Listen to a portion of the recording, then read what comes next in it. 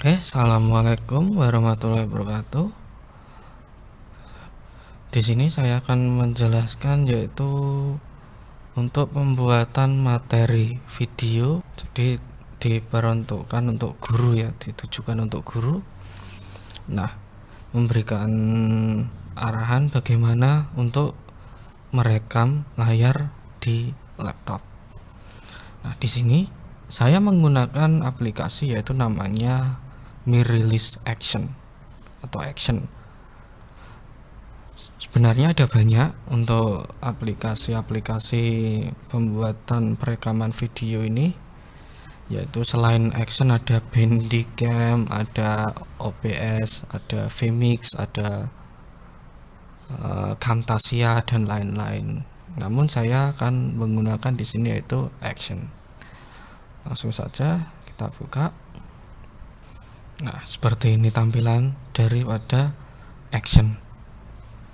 Nah, di sini ada banyak sekali pengaturannya. Nah, untuk kebutuhan kita biasanya kan membutuhkan untuk perekaman layar pada layar desktop kita. Dengan cara kita bisa memilih screen. Screen adalah keseluruhan screen ini yang akan direkod. Dan area untuk perekodan di bagian tertentu, misalkan bagian ini atau dimanapun bisa. Ada device, jika device mungkin untuk kamera ya, jika punya kamera DSLR atau apa di record melalui ini bisa. Kalau game itu untuk perekodan pengolah 3D seperti game atau 3D Max dan lain-lain seperti itu. Nah, di sini ada pengaturannya. Nah, pengaturan yang paling umum digunakan yaitu MP4. Jangan AVI ya. Kalau AVI itu biasanya nanti agak susah. Dalam encodingnya agak lama atau mungkin agak besar. Jadi saya rekomendasikan pakai MP4. Dan hardware acceleration ini nanti untuk setiap laptop itu berbeda-beda. Jadi saya rekomendasikan dibiarkan saja. Video size ini adalah resolusi. Original adalah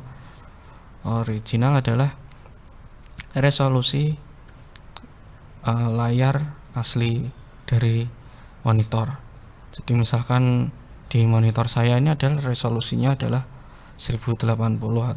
Nah, original adalah resolusi resolusi asli dari monitor ini, which is di sini saya monitor adalah resolusinya 1080 atau Full HD. Bisa juga dirubah, misalkan turun ke 720, minimal 720 karena untuk gambar kecil HD itu adalah di 720 ini. Nah, ada lagi yaitu video frame rate. Video frame rate adalah jika semakin banyak frame rate semakin bagus, tapi semakin besar juga filenya dan semakin berat. Jadi saya rekomendasikan ke 30 fps saja. Untuk 60 fps itu nanti motionnya akan lebih halus biasanya. Dan ini biarkan seperti ini. Dan ini pasti desktop 1 ya. Ini karena desktop 2 karena saya pakai 2 monitor. Nah, jadi active screen saya pilih ke desktop 1. Nah, ini ada lagi primary sound device. Ini adalah untuk audio lab komputer kita. Nah, ada lagi yaitu ini secondary sound device.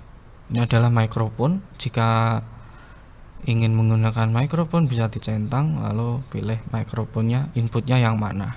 Biasanya secara default itu sudah sesuai ya settingannya ya. Jangan lupa untuk mencetang ini karena secara default mati. Nah, ini webcam. Jika ingin menggunakan webcam nantinya pada saat record bisa dicentang.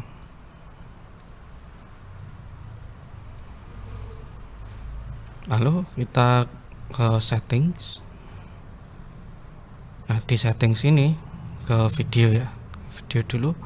Di sini ada video quality. biasanya pilih high. Bitrate-nya menggunakan ini saja, force bitrate. Biasanya penggunaan bitrate saya biasanya ke 5 Mbps, karena biasanya semakin besar bitrate-nya, semakin besar pula nanti filenya, namun kualitas tetap terjaga. Jika terlalu kecil bitrate-nya, kualitasnya maka akan terkurangi, namun filenya lebih kecil. Nah, ini ada lagi record mouse cursor. Nah, ini perlu dicentang, karena jika tidak tercentang nantinya pada saat record mouse kita tidak kelihatan. Ini ada lagi use multicore recording, ini biarkan default. Lalu ada lagi visualize mouse clicks. Dan visualize mouse click ini jika mengklik maka akan di hasil recordnya nanti akan tampil semacam kayak efek-efek gitu ya. Dan mouse click visualization ini hanya bisa dipakai jika recordnya dalam bentuk original video size. Jadi maksudnya yang ini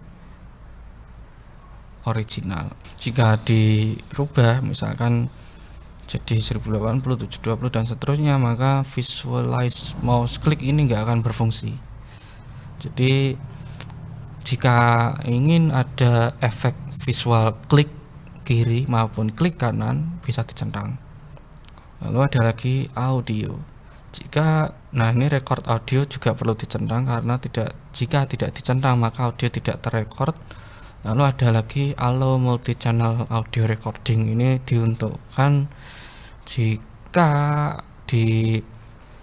ini untuk kebutuhan editing saja sebenarnya. Jadi antara audio screen sama audio mikrofon itu bakal dipisah nantinya. Jadi ini bisa dicentang saja juga nggak masalah, dan bitrate-nya minimal 160, ini sudah bagus, atau default juga nggak apa-apa. Selain itu ini tidak perlu. Nah, ini ada hotkeys. Hotkeys ini adalah shortcut. Jadi untuk record video itu F9. Kalau untuk record audio saja itu Ctrl F10 dan seterusnya. Di sini ada semua. Untuk hasil output videonya bisa dilihat di sini. Ini adalah folder. Ini bisa di browse. Misalkan ditaruh mana.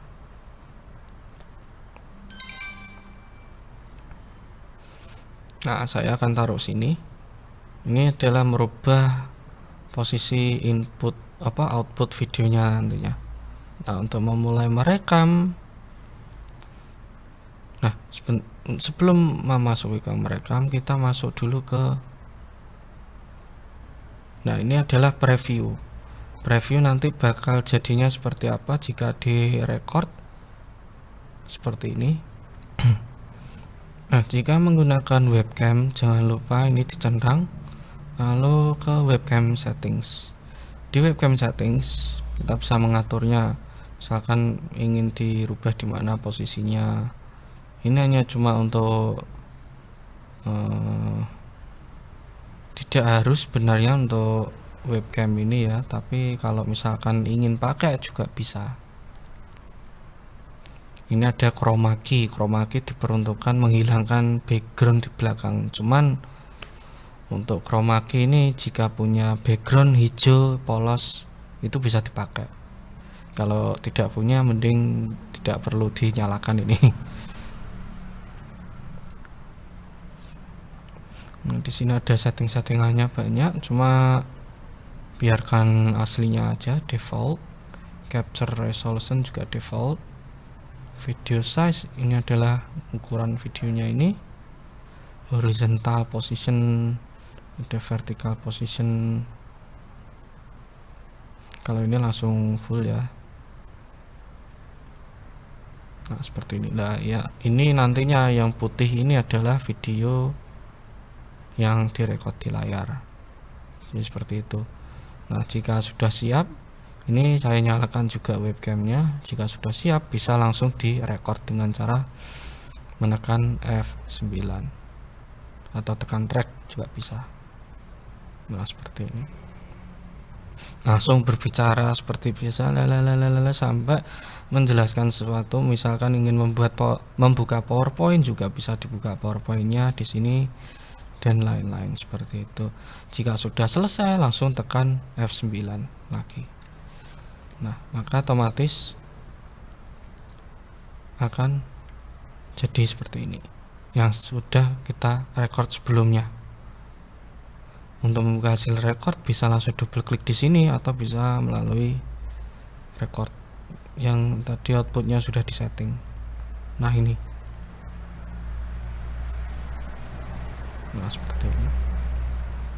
Langsung berbicara seperti biasa sampai menjelaskan sesuatu. Misalkan ingin membuka PowerPoint, juga bisa dibuka PowerPointnya di sini dan lain-lain seperti itu. Jika sudah selesai, langsung tekan F9 lagi. Nah, kurang lebih seperti itu. Hasilnya ya. Kurang lebih seperti itu untuk tutorial pengrekordan materi untuk pembelajaran online nantinya. Nanti jika sudah selesai, misalkan satu lagi, jika ada misalkan kekeliruan dalam penjelasan, dimohon untuk memberikan kode. Jadi nanti pada saat guru menyetorkan ke saya videonya, nanti bisa saya edit. Saya editnya di sini menggunakan yaitu Adobe Premiere Pro 2020. Jadi bisa insya Allah. Jadi nanti berikan kode, misalkan jika ada kekeliruan seperti cut mas atau gimana, mohon di cut mas, lalu guru harus mengulangi lagi di mana kesalahannya itu. Jadi editor video biar tidak bingung diberikan kode seperti itu. Ya pokoknya terserah, bisa kode seperti tadi atau gimana, yang penting harus ada kodenya. Atau kalau bisa diedit sendiri juga nggak apa-apa, tapi kalau ingin cuma mengirim saja, nanti bisa kirim ke saya, nanti biar saya edit. Nah, selain itu guru nanti juga diharuskan untuk memberikan deskripsi videonya yang akan dijelaskan. Jadi ini video tentang apa, materi apa, pelajaran apa. Terus jika misalkan ada materi yang harus di-download untuk anak-anak, dimohon juga dikirimkan filenya juga, misalkan Word, Excel dan lain-lain, atau mungkin Google Form. Jika ada Google Form juga boleh. Nah, seperti itu. Google Form nanti kan bisa nantinya untuk di Google Classroom nantinya sih juga bisa. Cuma kalau inginnya ndak pakai Google Classroom juga bisa sebenarnya. Nanti tinggal preferensinya gurunya masing-masing. Sudah, sekian dari saya. Kurang lebih mohon maaf. Wassalamualaikum warahmatullahi wabarakatuh.